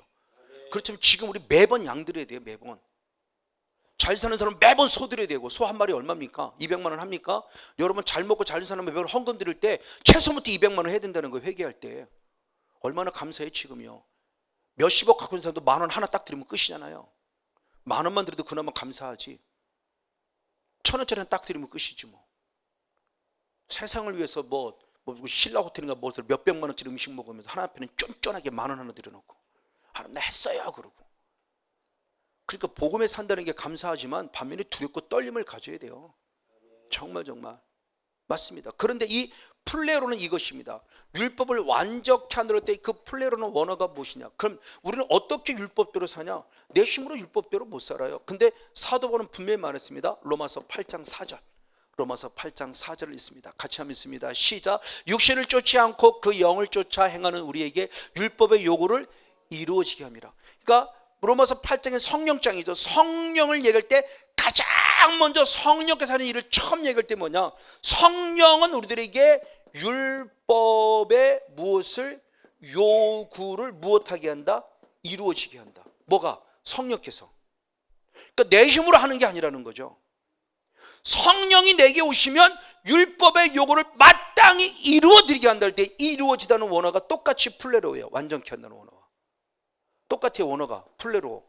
그럼 우리도 성령을 통해서는 율법을 완벽하게 이루어줘야 돼요. 이루어 드릴 수 있어야 된다는 거예요. 너는 율법을 무시하잖아요. 율법을 무시. 부모님 무시하는 거, 효도하는 거 무시하고, 음란하지 말라고, 남의 연 탐하지만 남의 연 자꾸 탐하고, 남의 남편 탐하지만 남의 남편 자꾸 탐하고, 거짓말하지 말는데 얼마나 우리는 거짓말 많이 하고, 살인하지 말는데 우리는 얼마나 남을 많이 미워하고 있습니까? 미워하면서 나는 절대 살인했다는 소리 안 해요. 미워 죽겠어 살인했다고. 아니 사도행은 분명히 말했잖아요. 미워하는 자 지옥 간다고요. 미워한 게 살인이라고요. 근데 미워 죽겠어 그러면 나는 전 천국 간다고 생각해요. 어디 성경이 그랬습니까? 그러니까 지금 이 성령이 아니고는 불가능한 거예요. 그러니까 영이라는 세계는 영을 계속 풀어야만 되는 거예요. 사단이라는 영은 영의 세계에서 성령이라는 영으로만 풀을 수 있어요. 왜? 영적 세계니까. 내 육으로는 사단 못 이겨요. 왜? 영이 혼을 지배하고 육을 지배하니까요. 그러니까 성령을 통해 사단을 멸해서 내 안에 역사하고 있는 혼의 세계와 영의 세계를 지배해 완전히 영의 사람으로 살아가야 되는 거죠. 이게 지금 주님께서 요구하시는 분이에요. 맞아요. 이 성령의 충만한 모습입니다. 맞습니다. 그 성령의 충만함을 잊게 해서는 결국 무엇 해야 되냐? 마지막 디모데후서 2장 25절 26절 결국 하나님의 뜻을 이루는 율법 이루는 모습입니다. 같이 있습니다. 시작. 거역하는 자를 온유함으로 징계할지니 하나님이 저에게 회개함을 주사 진리를 알게 하실까 하며 저희로 깨어 마귀의 올면서 벗어나 하나님께 사로잡힌 바 되어 그 뜻을 쫓게 하실까 함이라. 할렐루야. 회개하는 자에게 하나님이 누르시 진리를 알게 했고 진리를 아는 자가 내가 마귀한테 속아서 마귀를 쫓아냈고 마귀를 쫓아낸 자가 하나님의 통치를 받게 되고 하나님의 통치를 받으니까 하나님의 뜻을 이루어 드릴 수 있더라. 아멘. 말씀대로 살 수 있더라. 아멘. 율법을 이루어 드릴 수 있더라. 할렐루야. 오늘 광야 연수의 두 번째 단계 믿음이라는 부분과 율법의 관계가 나눴습니다. 믿음이 무엇이고 신약도 믿음 구약도 믿음. 그런 율법의 기능은 뭐냐라는 것입니다. 왜 율법이 부정적 의식을 가졌냐는 것입니다. 사탄이 지금도 말씀을 혼탁하게 만들고 있어요. 바로 이번 주에 저와 여러분 성령을 통해서 성령 충만받아 반드시 사단과의 싸움에 승리해서 말씀을 말씀답게 하고 말씀을 이루어내는 영의 주인공 우리 모두가 되어지기를 주님의 이름으로 간절히 축복하고 축원을 드립니다. 할렐루야.